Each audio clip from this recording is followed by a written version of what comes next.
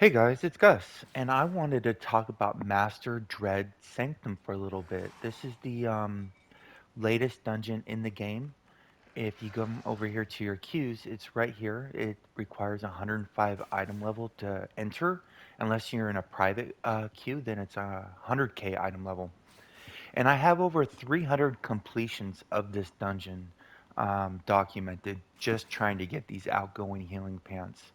And I usually don't run this dungeon fully. I usually just join last boss invites, which is both a boon and a curse because sometimes it's great, you get a quick 10-minute complete. Sometimes you're in there for 2 hours. And over the 300 completions, I've noticed a lot of similarities with groups that are not completing this dungeon. And I wanted to talk about it for a little bit for anybody still learning or trying to figure out what's going on with the dungeon. So the dungeon is actually in a group of, people who've been running dungeons for a long time is a really easy dungeon. People are doing it in around 12 minutes when they're speed running. But the room has a lot of room for error. You can lose somebody and still do it with four people on all three bosses. We might be able to actually do this dungeon with three players. I haven't tried yet though. But the dungeon has a lot of room for error, but that requires players playing optimally. So I put together a list of stuff that I think has been contributing to groups not completing this dungeon. And I did a similar video like this on the previous few dungeons, and it's going to sound like a broken record because the same mistakes are still being made. So generally, from what I'm seeing, this dungeon is not being failed because of the tank. It's not being failed because of the healer. It's not being failed because of the mechanics. It's usually a damage output issue. Granted, if there are new players in the group, sometimes there are mechanic issues on the demo phase that can lead to a fail or a wipe. But generally, when you're playing with players who've completed this a few times, the mechanics are not an issue. Um, it's usually a damage output, like I said, and I got a few things to talk about that. And damage output does not necessarily mean the DPS, because damage output is a team-wide effort. All five players contribute to the damage output. For example, if you're the healer, you're probably going to be contributing to the damage by wearing a debuff artifact like Halister's Blast Scepter or Zealous Blast Scepter. You're probably going to be contributing to the damage output by using a debuff mount like Rex or Swarm or Eclipse Line or whatever. You're probably going to be wearing a companion enhancement like Vulnerability, Dulled Senses, or Armor Break. So, and you're probably going to be using a companion that buffs the damage output of the group. So the tank and healer both contribute to the damage output of the group. So I've seen groups that are blaming the DPS. I'm like, there's a shit. Everybody's freaking wrong in this group, and you can see it. So when I say damage output, I'm not talking about the damage necessarily of the DPS. I'm speaking of the group's contribution to the damage. Um, so similarity. First thing, when I get into a group, I always want to see what artifact I'm going to wear. 99 out of 100 times, I'm wearing demo because nobody's on it. So I'm using it. And if you ask me, there's three artifacts that must be used in this dungeon. Must be used. If you're in a really good group, you can do this with four players, but if you're in a group that's been in here 2.5 hours, you have to start looking at what is controllable. And it's really hard to dictate how people play, but you can control what we're using as artifacts. So the three no fail artifacts, generally speaking, is the Demogorgon's Reach, which is typically used by a damage dealer. You have the Zealous Blast Scepter or Halister's Blast Scepter. They both do the exact same thing and they don't stack. This one just gives the user a little bit more hit points because it has more outgoing or more item level. This is typically used by the healer. And then the Mythalar, which is also a 15% debuff artifact, which is typically used by the tank. So the Mythalar artifact and the Zealous Blast Scepter are both used because they're not 10% artifacts, they're 15% artifacts. And the demo, I don't know exactly how much it does. I've seen accounts saying up to 24%. It's huge. The problem with this artifact is this is an artifact that is very easily messed up in groups. So I tend to use it and I want to use it because I generally don't mess it up. And it's really good for my rotation on the hunter because I use a lot of encounters um, in a row. So this I can time them all very well after this artifact. So I like using it just because it gives me a little bit surety that I know it's not going to be messed up. Now, what you see in failed groups, instead of the tank using the Mythalar fragment, a lot of times the tank will be using this Heart of the Volcano, and it's 5% less debuff. It does give the tank more survivability for that 10 seconds, but I don't know of a single mechanic in this dungeon where this is going to keep you alive for that 10 seconds that won't kill you for the remainder of 50 seconds. This is, in the Moon Dancer, there's a mechanic that the boss does where he stuns you and does a huge hit. Sometimes you can use an artifact to help keep you alive, but there's really no tank check in this dungeon whatsoever where you're going to need this artifact. It's really a crutch and it's hurting the group. Now, granted, the group can complete without this artifact, but what you notice a commonality with failed runs is the tank is using this artifact. Another commonality you'll see in failed runs is the healer won't be using the Blast Scepter, a 15% debuff. What a lot of times they'll be using is this Palor artifact, this one right here. And this looks great, on paper. It increases your defense, gives you a shield boost, and it does an 8% damage boost for 15 seconds. Well, the problem is during the artifact call, you're losing 7% outgoing damage. And like I said, this dungeon is not really tank or healing intensive. Uh, you got to get the burn because the longer this dragon's alive, the more people start dying. And most deaths that I take are you cannot heal through them. They are a one shot where you dash out of the red into another red, or you get stunned and then the red appears and you can't get out because you're stunned or whatever. So when you take this Paler artifact and this Heart of the Volcano, so this is doing 8% damage and this is doing 10% damage. You're getting 18% debuff from these.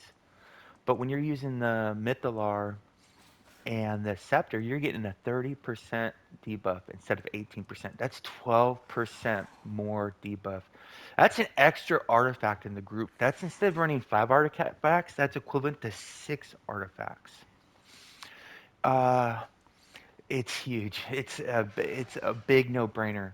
I do like to see groups using the Dragonbone Blades because instead of it being a 10% debuff, it's a 12% debuff, and it gives 12% mitigation for the tank or anybody. The problem is it just takes forever to cast, and it's expensive. So if the group doesn't have this, that's fine.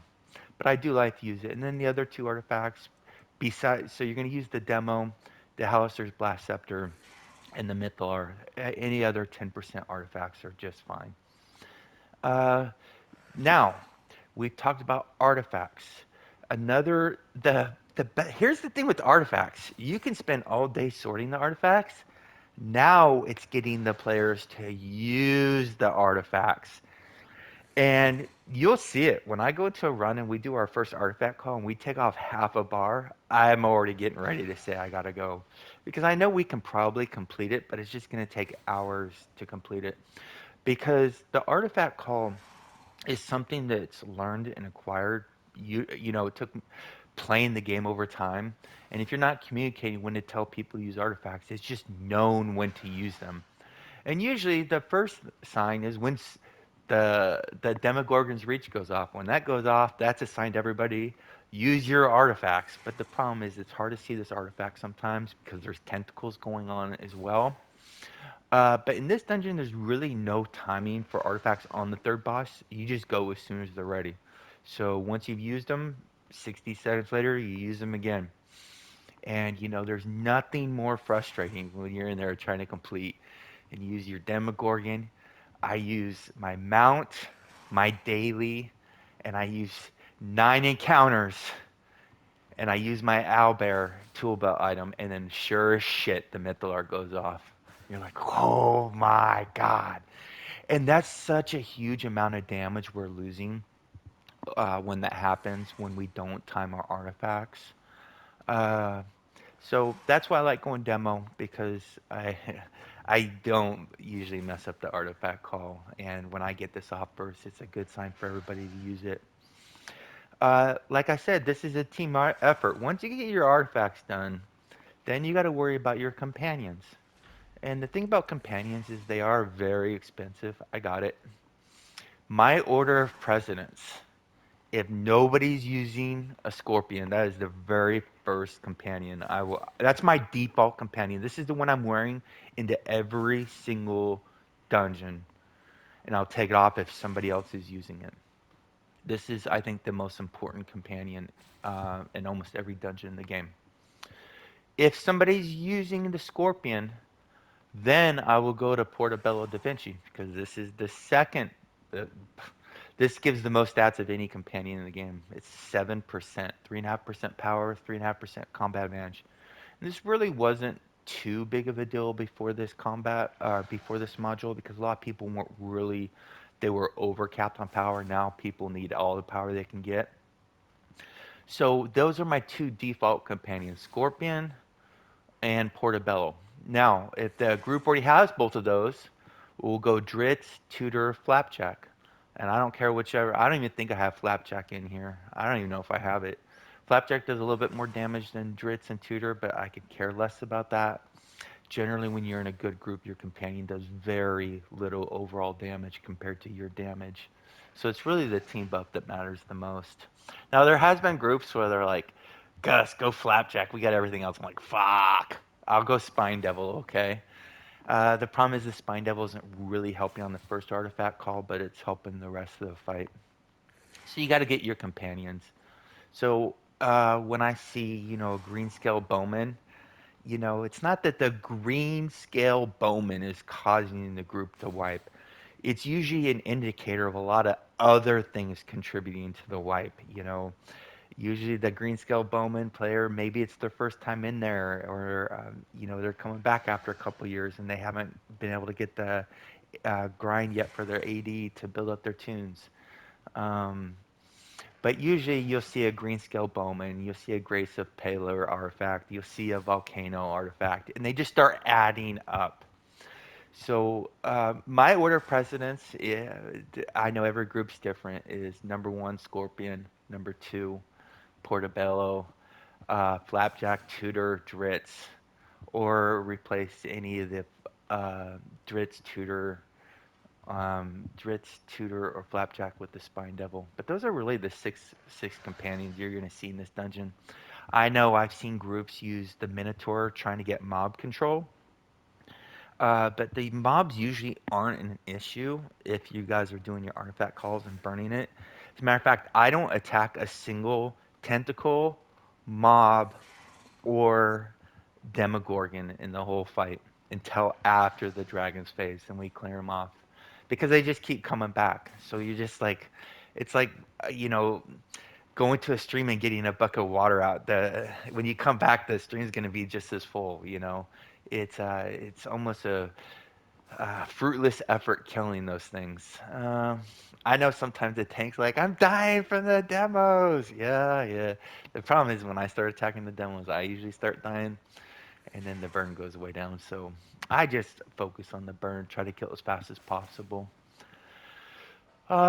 Most tanks just start kiting them and they'll do all right. So companions, artifact, companion enhancements. If you notice, I have vulnerability on here.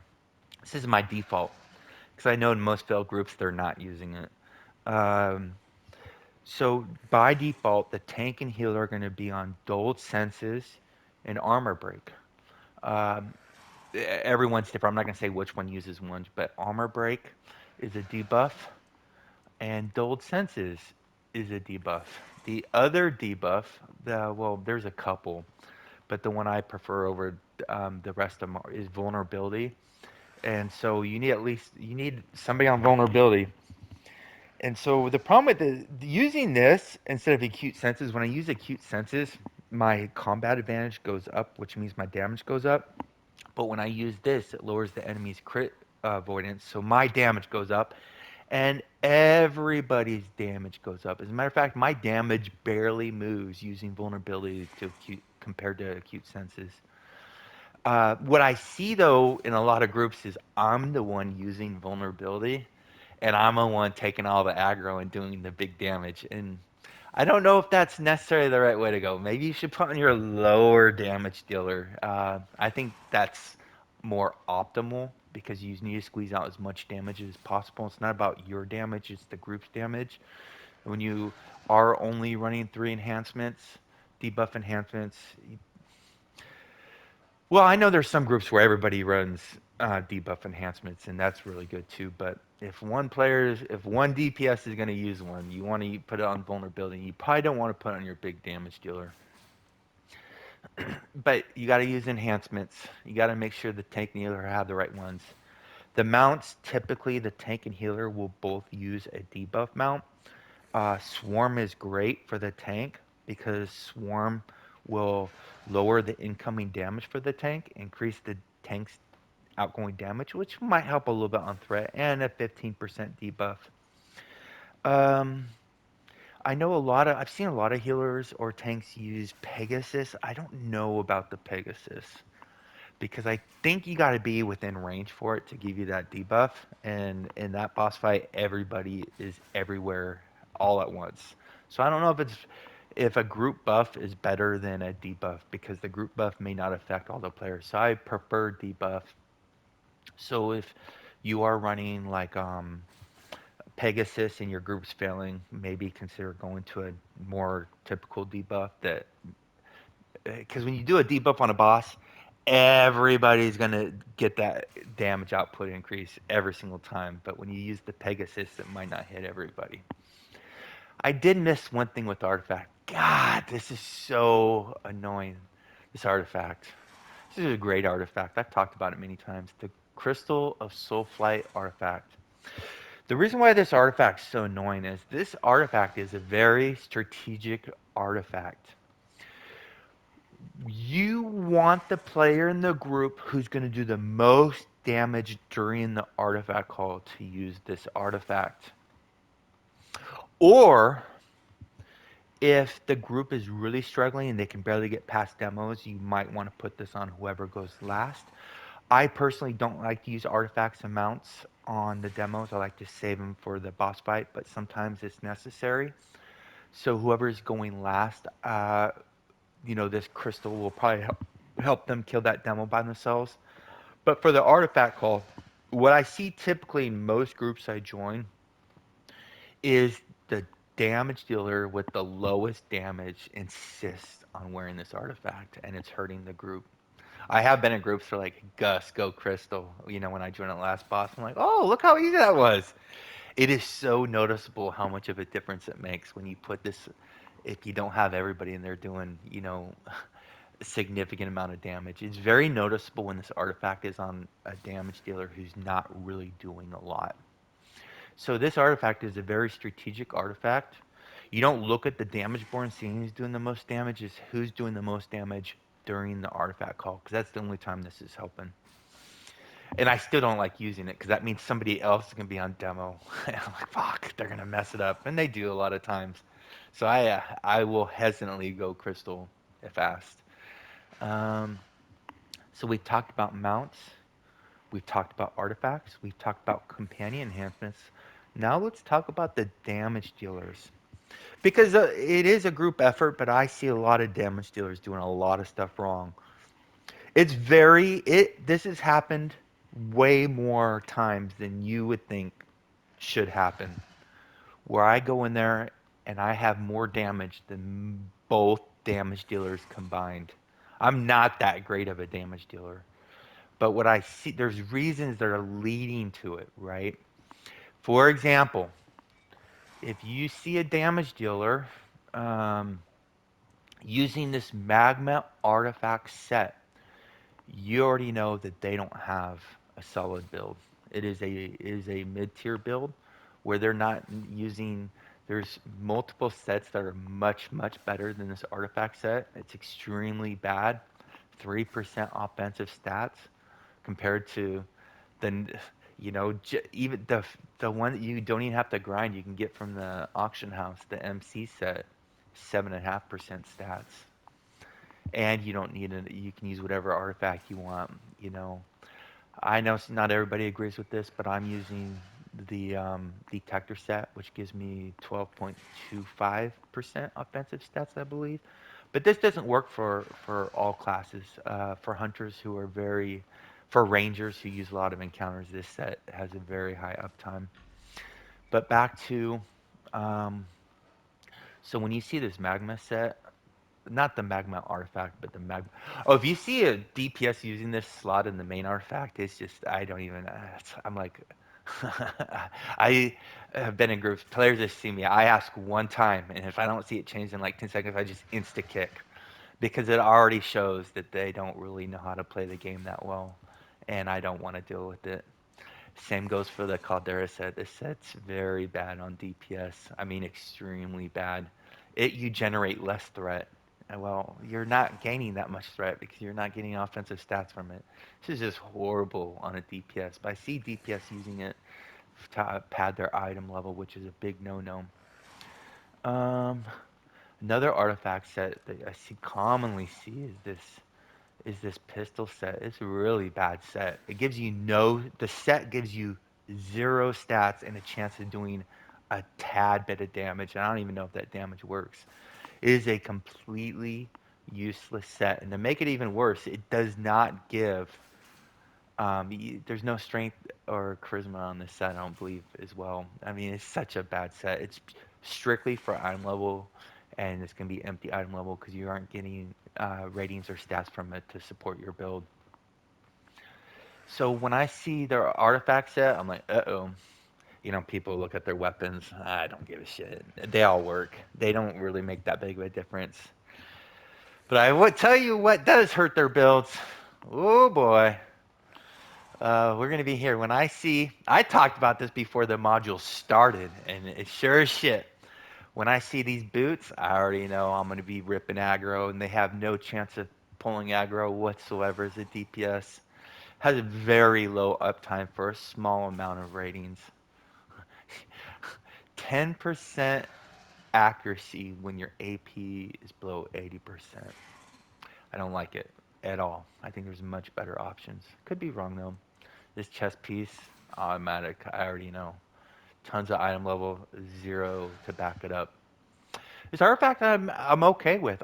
This helmet I don't use it, but I see people do use it. If you can build around it, great. I need a ton of combat advantage in my build in particular, but I think there's builds where Forte is combat advantage for them, so they might be able to use this helmet, which is great because it's a huge item level. And you get it's only 1% less stats than this helmet, but you're getting more item level. So I'm okay. Yeah. I don't like this helmet. This is my least favorite item I'm using in my build. And I've been trying to figure out how to get it out of here. I just can't figure it out. Oh well. So damage dealers, I can't. If their item level is like 100k, I know they're not optimal. If their item level is like 111k plus, I know they're not optimal. Usually means they're wearing non-efficient gear. And granted, you can get through the dungeon with all this stuff. You can be unoptimized. Everybody can be unoptimized and get through this dungeon.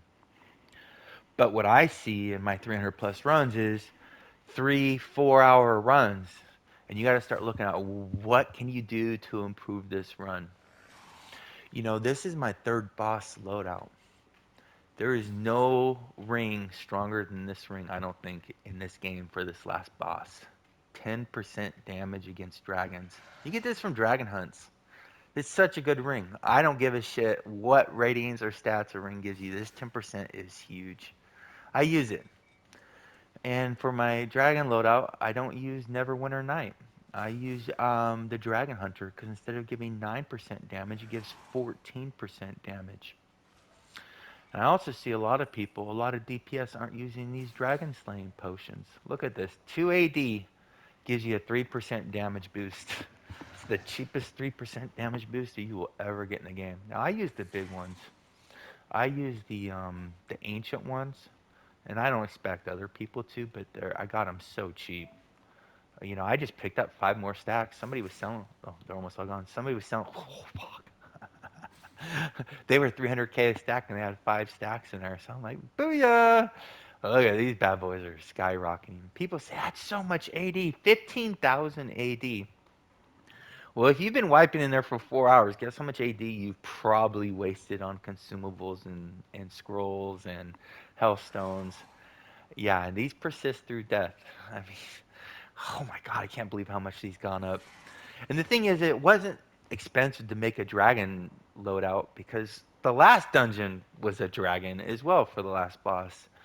So, but you see a lot of players in there that don't have a loadout for the dragon, which is okay. You can still doable, but when you start adding up in the totality of all the mistakes the group is making, the controllable mistakes, you start seeing how painful it is. And this might be a 3-player dungeon. It might be. I haven't tried. Me and Mary did the advanced one on our first try with just 2 players. Third boss, maybe a little painful. You might have to cheese the third boss a little bit, but I think it might be doable. So the healers and tanks can contribute even more damage. And if you're a healer, the group might need your heals. They might need every single heal you can get. But chances are what they need is more damage. A lot of healers are using this detector set. Shit, my inventory's full. Let me take something out real quick. So they're using like the detector set.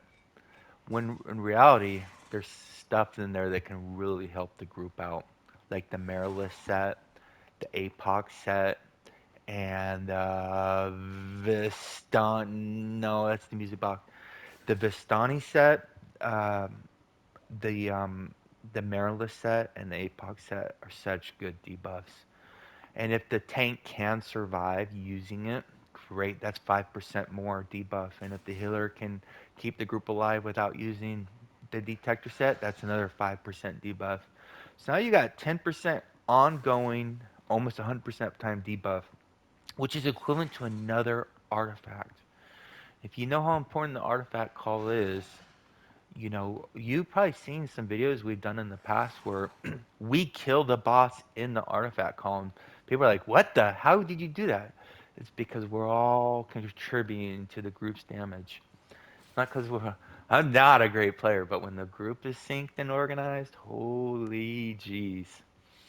So, the healer doesn't have to use the Marilith set or the APOC set, and the tank doesn't have to use the Vistani set. But if they are using it, great things happen. Really good things happen. If you do have a new player in there, um, I run advanced and master much differently. If because in advanced I was just farming it, 50, go go go go go go go, and all I needed to do was be alive with the tank. So I would, if I had all 3 new players in there in the tank, I would go second, believe it or not, because it was just getting messed up and I didn't have time and I didn't have comms and it was so hard to talk hundreds and hundreds and hundreds of players through their first run, literally. So I mean, that's what I make videos for. I can't communicate every single run, every single new player how to do it. But on master, generally we need all 5 players to get through if the group isn't optimal. So you don't want to. You got to pick carefully who you have go last. For my mount, I actually use the Golden Touch now instead of using the Hellfire engine. The reason being is this is instant, and I think Bigby's hand might not do the full 3000 magnitude either. But this lets me insta kill the demo, 0 issues. If I'm going last, I don't recommend. There's a couple classes I don't recommend going last. The Ranger being number one.